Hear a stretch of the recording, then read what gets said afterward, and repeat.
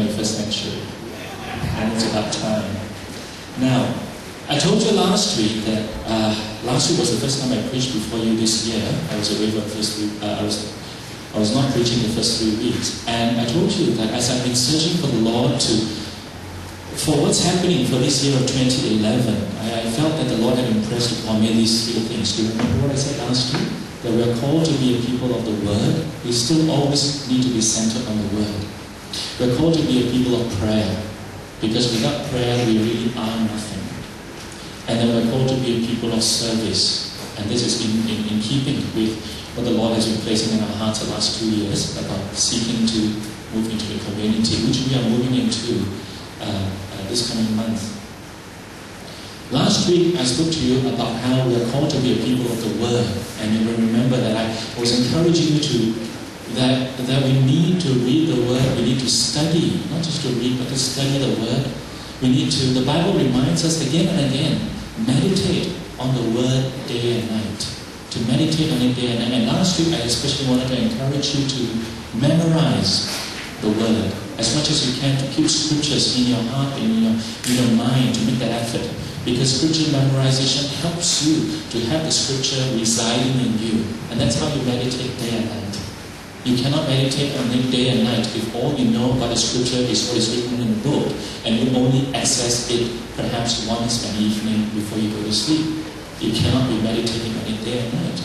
But both the Old Testament and the New Testament reminds us that we need to know the Word of God, and we need to come to the Word of God day and night to meditate on it, to think about it, to work it through and allow it to work itself out in our lives. Joshua chapter 1 verse 8 reminds us, even as Joshua was to embark on that big mission, as he was to lead the people after Moses had left the scene, and he was to lead the people into claiming, into taking the promised land, he was given this injunction by God: do not let this book of the law depart from your lips, but meditate on it day and night, to do according to what is written. Then will you prosper and be successful. The ways of God and the kingdom of God come not as the world deems it, but as the way the Lord has deemed it and the Lord has ordained it. And it comes from knowing His Word, meditating on it day and night, so that we may be careful to do according to what is written.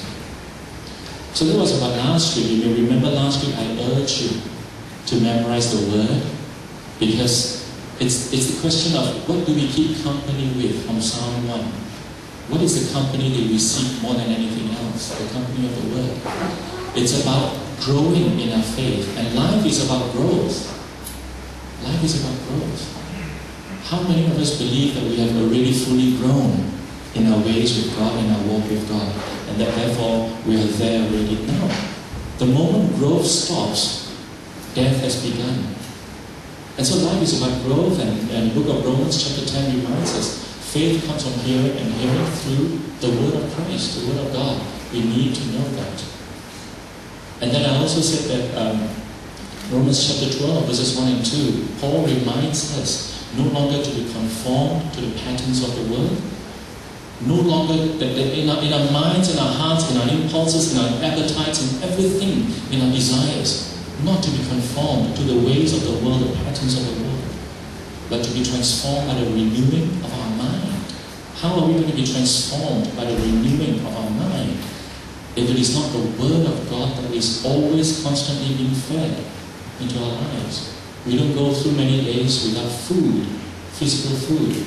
How can we go for too long without the Word of God constantly feeding us?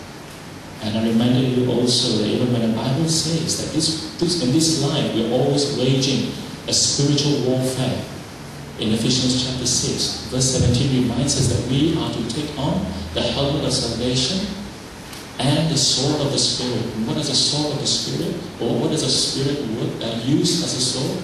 The Word of God is what verse 17 says. So if we are going to be about growth, personally and also as a church, we need to grow in our intaking of the Word. And it's going to take an effort, but we need to make an effort. But this morning, I want to talk about prayer. I want to talk about prayer, calling on the name of the Lord. I have to confess to you that when I was thinking through this and what the Lord wants me to say. For a long time, I told my wife, I don't know what to say. I don't know what to say. Some of you are already saying hallelujah. Pastor doesn't have anything to say this morning. I don't know what to say because as I think about it, prayer is the one thing that we speak so much about, we talk so much about, we know so much about in the church, but perhaps we do the least. Would that be right? What about your life? There are lots of books written on prayer, lots of teachings you can find on prayer. But ultimately the thing about prayer is not whether we know much about it, but whether we do it much. Would that be right? So I thought maybe this morning I don't have a sermon to tell you anything about prayer. I don't, because whatever I have to say I think you already know. But maybe we should just take the time to pray. Actually, as I was thinking about this idea of prayer, that the burden in my heart was to encourage us to pray, and I was thinking specifically more in terms of our corporate prayer, when we come together as a church on 2nd and 3rd and 4th Sundays every month. We come together as a church of prayer, and Pastor Vincent has shared with you this before as well. It is so hard to get people coming forward to come at 9 o'clock to join our hearts and our minds together, to pray together. And what is a church if it doesn't come together to pray? What is a church? And so Pastor Vincent has encouraged you. I've been trying to encourage you as well to come together for church as a prayer. To come together as a church to pray. But the other thing that was in my heart was that, to be a praying people, we need to pray often. We need to up the frequency of our prayer. To be a people of prayer, we need to be more constant in our prayer. We need to be prayerful more constantly, more consistently. In other words, the words in my mind were frequency of prayer, constancy of prayer. Do it more often. How can I encourage the church this morning to do it more often? Thinking about that again and again. How? The Lord placed this thing upon my heart. It's not the frequency. It is not the frequency. It's not the constancy. It's not how often this church is going to pray, even in your own individual lives. It is important that we pray frequently and constantly, yes. But I felt that the word of the Lord given to us was not about that for this season. It is about examining our prayers. What are the things we most often find ourselves praying for? And I felt that the Lord was putting in my heart, it's about Christian maturity. That this year, this season is about us making a step, one more step towards Christian maturity. And to do that, it's not about how frequent we pray, how constantly we pray, how many times we do it in a day. But what is the content of our prayer? What is the nature of our prayer? What is the direction of our prayer that the Lord is challenging us to look into? I felt He had placed into me is from Ephesians chapter 3. So if you would turn, please, to chapter 3 of Ephesians, to encourage you about memorizing the Word. I hope you understand that it is not just about being able to recite Scripture. Like a parrot. You could actually teach a parrot Scripture, and a parrot could do it as well without understanding. So I hope you understand that even last week when I was saying we need to learn Scripture, to memorize Scripture, it's not about memorizing it so that we can recite it by rote without understanding, but rather keeping Scripture allowing it to become such an important central part of our lives that God's words are a constant presence. Because at the moment for many of us, God's words are only a convenient presence, the presence of God. And these words change us, the Word of God. But this morning as we talk about prayer, I thought that we all learn by imitating, am I right? Most of the time we learn by mimicking, imitating what we see. That's the way we learn as children, when we were children. I remember there's a photograph of my daughter. I think at that time she must only have been about 3 or 4 years old. At that time she was very chubby. At that time. Now some of you, please don't go on Facebook now and say your father said you're very chubby. Please, she'll be upset with me. But at that time she was very chubby, and we had a photo of her lying down. I think it was lying down on a bed, and I don't know how I can demonstrate. She's lying down, And then she has this book. She's reading, or maybe pretending to read. I don't know whether she could read at that age, 2 or 3 years old. And what she did was she was holding this book out, lying down, and she had this foot across like this. You know, this foot was up, and then the other foot was just running across like this. Like a lot of the ways old men do it. That's the way I read in bed. And I put my foot like that and really relaxed. And we got a picture of her doing this, and for all I know, the book was probably upside down. She didn't know how to read that at 2 or 3. But what was she doing? She was imitating. This was 1976, 1977.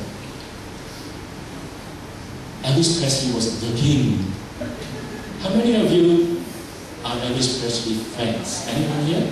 Wow, so many of you. Maybe we should start an Elvis Presley club here. Elvis Presley fans, the king. And I somehow felt that, wow, I was really taken up by him. And I have to admit, for a few weeks, I went around school. I was in Form 1 and Form 2. I went around school looking like this. Until one day, a very good friend of mine, my best friend at the time, Jim came up to me and said, "Hey, what's wrong with you? Your mouth?" I said, "Oh, what's wrong? And he said, when you smile nowadays, your mouth goes sideways. It's lopsided." Well, actually, what I was trying to do was, Elvis looks so cool when he smiled like that.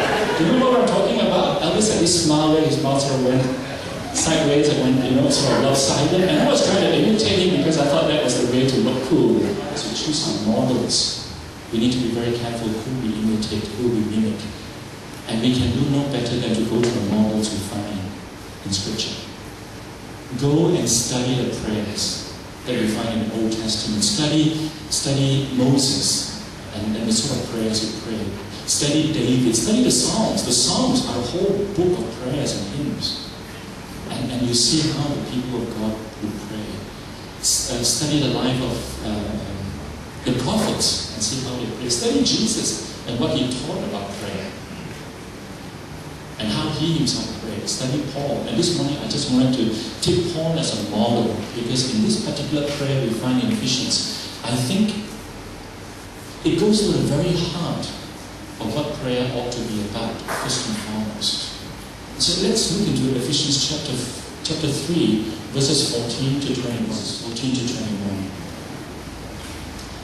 For this reason, I bow my knees before the Father, from whom every family in heaven and on earth is named, that according to the riches of his glory, he may grant you to be strengthened with power through his Spirit in your inner being. Verse 17, so that Christ may dwell in your hearts through faith, that you, being rooted and grounded in love, may have strength to comprehend with all the saints what is the breadth and length and height and depth, and to know the love of Christ that surpasses knowledge, that you may be filled with all the fullness of God. And now to him who is able to do far more abundantly than all that we ask or think, according to the power at work within us, to him be glory in the church and in Christ Jesus throughout all generations, forever and ever. Amen.